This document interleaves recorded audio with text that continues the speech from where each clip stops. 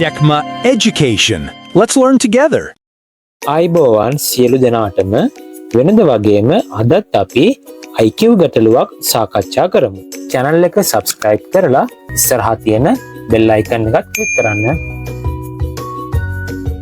ගැටලුවට යන්න කලින් ඔයාලත් පොඩි උත්සාහයක් දරන්න තනිවම පිළිතුර ලබා ගන්න පුළුවන්ද කියලා. හරි, අපි එහෙනම් ගැටලුවට යමු.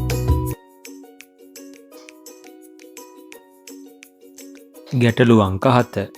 මාගේ අත්අොරලෝසුව පැයකට මිනිත්තු 8ක් අඩුවෙන් ක්‍රියාත්මක වේ. උදේ 8ට එහි වේලාව නිවැරදි කරන ලදී.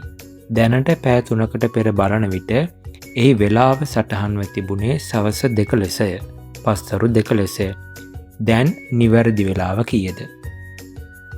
මේකේ සිදු වෙලා තියෙන පුද්ගලයෙක්ගේ අත්අොරලෝසුවේ දෝෂයක් නිසා පැයකට මිනිත්තු 8ක් අඩුවෙන් තමයි පෙන්වන්නේ. එතකොට එයා උදේ 8ට වෙලාව නිවැරදි කරලා තියෙනවා. ඒ වගේ මෙයා පැය 3කට පෙර බලද්දී ඒ අත්අොරලෝසුවේ වෙලාව සවස් 2යි කියලා තමයි පෙන්වලා තියෙන්නේ. ඒතකොට ගානෙන් අහන්නේ දැන් වෙලාව කීයද කියලා. අපි බලමු කොහොමද හදන්නේ කියලා. අපි බලමු අත්අොරලෝසුවේ පැයකට අදාළ මිනිත්තු ගණන කීයද කියලා. සාමාන්‍යයෙන් අපි දන්නවා පැයකට මිනිත්තු 60ක් කියලා. එතකොට මේ අත්අොරලෝසුවේ පැයකට මිනිත්තු 8ක් අඩුවෙන් තමයි ක්‍රියාත්මක වෙන්නේ. එතකොට මේ අත්අොරලෝසුවේ පැයකට අදාළ මිනිත්තු ගණන කියන්නේ මිනිත්තු 8ක් අඩුවෙන් ක්‍රියාත්මක කරන නිසා සාමාන්‍යයෙන් නම් මිනිත්තු 60ක් තියෙනවා. 60 අඩු කිරීම 8 සමානයි මිනිත්තු 52යි. එතකොට මේ අත්අොරලෝසුවේ පැයකට අදාළ මිනිත්තු ගණන මිනිත්තු 52යි.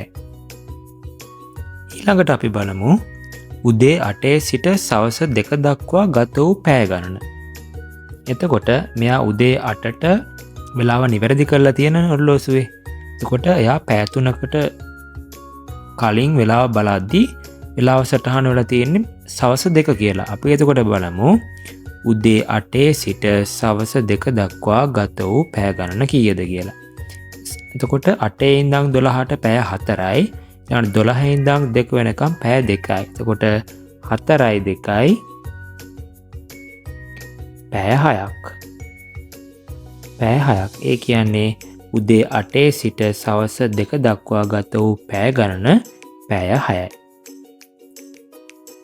ඊළඟට අපි බලමු අත්අොරලෝසුවේ සවස් 2 දක්වා ගත වූ මුළු මිනිත්තු ගණන කීයද? සාමාන්‍යයෙන් මෙතනදී අත්අොරලෝසුව උදේ 8ට නිවැරදි කරලා තියෙනවනේ. එතකොට සවස් 2 දක්වා ගත වූ පැය ගණන අපි කලින් හෙව්වා පැය 6යි කියලා. එතකොට මේකේ අපි හොයන්න ඕනේ ඊළඟට අත්අොරලෝසුවේ සවස් 2 දක්වා ගත වූ මුළු මිනිත්තු ගණන. එතකොට අත්අොරලෝසුවේ පැයකට අදාළ මිනිත්තු ගණන මිනිත්තු 52යි. එතකොට උදේ 8 සිට සවස් 2 දක්වා ගත වූ පැය ගණන පැය 6යි. එතකොට සවස් 2 දක්වා ගත වූ මුළු මිනිත්තු ගණන හොයන්නේ පැය ගණන පැයකට අදාළ මිනිත්තු සංඛ්‍යාවෙන් වැඩ කරනවා. එතකොට 6 වැඩි කරන්න ඕනි 52කින්. එතකොට පිළිතුර එනවා මිනිත්තු 312ක් කියලා නේද? ඊළඟට අපි බලමු එම මිනිත්තු 312ට අදාළ නිවැරදි පැය සහ මිනිත්තු ගණන. සාමාන්‍යයෙන් පැයකට මිනිත්තු 60ක් තියෙනවා. එතකොට මේ මිනිත්තු 12ට අදාළ නිවැරදි පැය සහ මිනිත්තු ගණන හොයන්න මේ මිනිත්තු 312 බෙදන්න ඕනි පැයකට අදාළ මිනිත්තු සංඛ්‍යාව කීයද? මිනිත්තු 60න්. එතකොට පැය ගණන ලබා ගන්න පුළුවන්. මුළු මිනිත්තු ගණන පැයකට අදාළ මිනිත්තු ගණනෙන් බෙදුවන් පස්සේ පැය ගණන හොයාගන්න පුළුවන්. එතකොට මෙතන උත්තරය එනවා පැය 5යි මිනිත්තු 12ක්.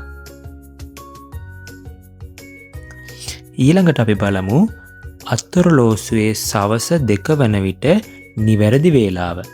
බලන්න ගාන කියලා තිබ්බ කලින් උදේ 8ට වෙලාව නිවැරදි කරන ලදී. එතකොට අපි බලමු උදේ 8 ඉඳන් පැය 5 මිනිත්තු 12ක් ගියාට පස්සේ වෙලාව කීයද කියලා. ඒ වෙලාව තමයි